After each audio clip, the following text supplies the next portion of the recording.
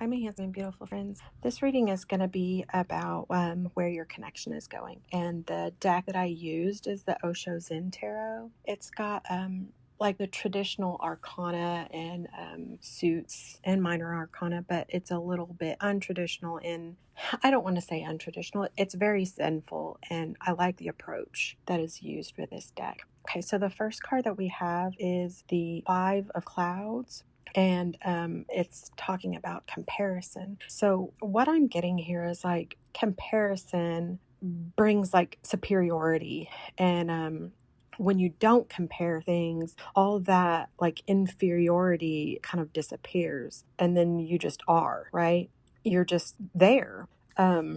Like this card here, like a short bamboo shoot or like a tall oak tree, it doesn't matter. Like the idea of a bamboo shoot and an oak tree comparing themselves sounds dumb, right? But like we do it all the time. There's always going to be someone who is like suggestively, I say that loosely, suggestively like more attractive or talented or stronger, smarter, seemingly happier than you are. But like remember, conversely, there will always be someone less than you are, and all of those things too. So instead of comparing yourself to others, like really sit with yourself and ask yourself if you're fulfilling your own potential in the best way that you know how to.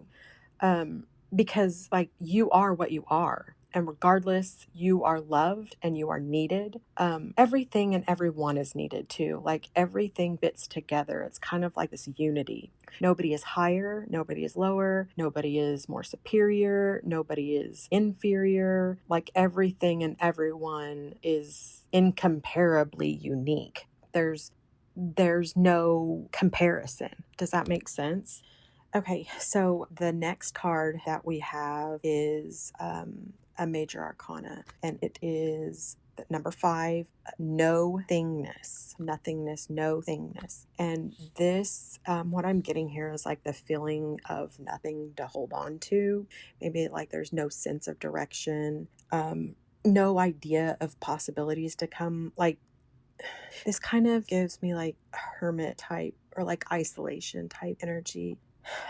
So here's what I'm going to like just relax and kind of fall into the silence of those words, no and thingness, and kind of watch that silence breathe really and kind of enjoy the moment, like knowing something extraordinary is about to be born. Okay, next we have projections, which is the Seven of Water. So when I'm looking at this card, like here's what I'm kind of getting here. Like the masculine and the feminine are like looking directly at each other, but they can't really see each other clearly. It's like they're projecting an image, like something that they've created in their minds, and it's covering the real face of the soul that they're really trying to see, right? This image is projected because we aren't really aware of our own expectations, right? Our own desires or our own boundaries. So we kind of create this image of them based on outside experiences instead of like taking responsibility or acknowledging who they really are. To like recognize this game that you're playing, when you really create an expectation or desire about them, like ask yourself if what you're seeing in that expectation of them is something that you desire in yourself, or like is that desire clouded by like what you want to see. So kind of sit with yourself and really think about that and determine if you are projecting like this idea of who you expect or what you expect onto this person instead of really looking through their eyes and into their soul, into who they actually are. Are you falling in some kind of attraction or of who you want this person to be or who you want yourself to be rather than who they actually are? Okay, the next one that we have is a major arcana, is number 6, and it is the Lovers. And I get a lot, like this card makes me emotional. I get a lot more out of this card than I do traditional tarot. Because when I look at this card, I get like this dynamic. I have goosebumps everywhere. I get this dynamic of this like extraordinary energy exchange and like this frequency between two people that share something so deeply. Like, I don't have words really to describe this. So I am actually going to read what the book says about this, because I like the feelings that I get from this card are really not something that I can describe. So I don't even want to try to, because I don't feel like I will do this card any justice by doing that. So I'm going to read what the book says. Okay, so the lovers. What we all call love is really a whole spectrum of relating, reaching for the earth to the sky. At the most earthly level, love is sexual attraction. Many of us remain stuck there because our conditioning has burdened our sexuality with all kinds of expectations and repression. Actually, the biggest problem with sexual love is that it never lasts. Only if we accept the fact can we then really celebrate it for what it is. Welcome its happening and say goodbye with gratitude when it's not. Then as we mature, we can begin to experience the love that exists beyond sexuality and honors the unique individuality of the other. We begin to understand that our partner often functions as a mirror, reflecting unseen aspects of our deeper self and supporting us to become whole. The love is based in freedom, not expectation or need. Its wings take us higher and higher towards the universal love that experiences all of us. These three things are to be taken note of. The lowest love is sex. It is physical, and the highest refinement of love is compassion. Sex is below love. Compassion is above love. Love is exactly in the middle. Very few people know what love is. 99% of people, unfortunately, think sexuality is love, and it isn't. Sexuality is very animalistic. It certainly has the potential of growing into love, but it's not actually love, only a potential.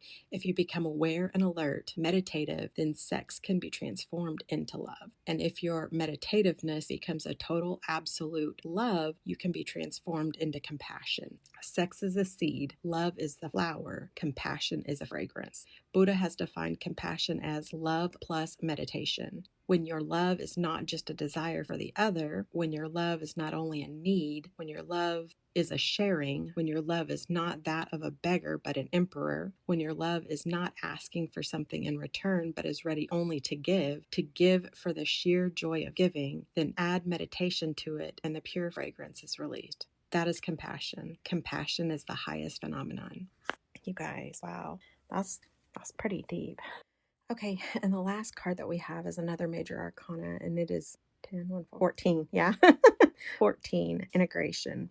Okay, so looking at this card, this is what I'm getting. Like the, kind of like the, what's the word that I'm looking for? The molding. No, it's like the fusion of opposites. So like, rather than darkness suppressing the light, they work together and create like this unified whole, right? Like endlessly turning into each other, like the day and the night. They endlessly turn into each other. And it's like a union.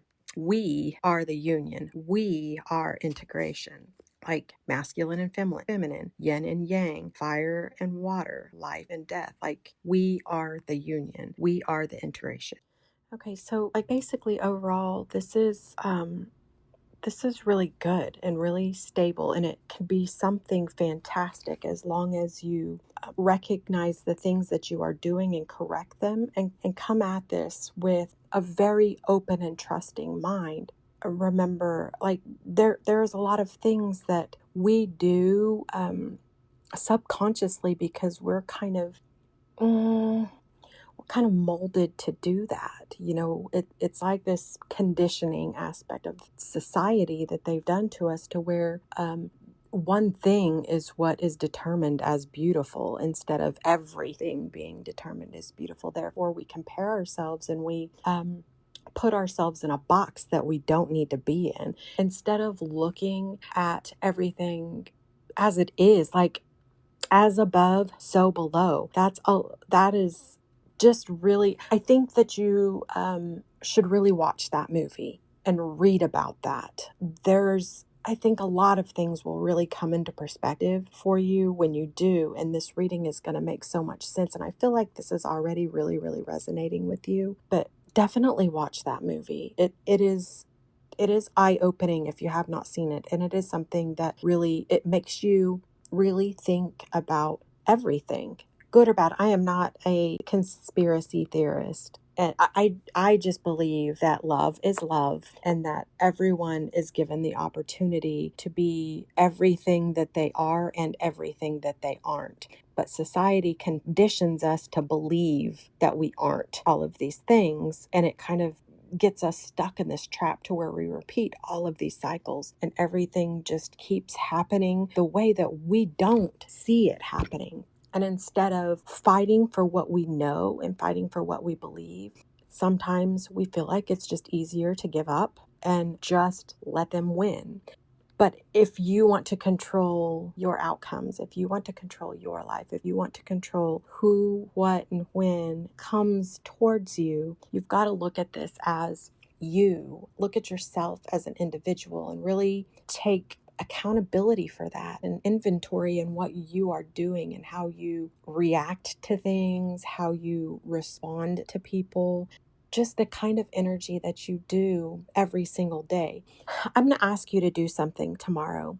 Everyone that you walk past, make eye contact with them and smile. You don't have to say anything. I mean, if you want to, you can say hello, but every person that you see their face, make eye contact with them and smile at them. It will change that person's day, even if it's just in that moment. Sometimes that's all people need is a moment. You never know who you're going to help. And how good will that make you feel about yourself? That you are helping create this rainbow effect of happiness for people for no reason, And that's what we should do. That is what we should do.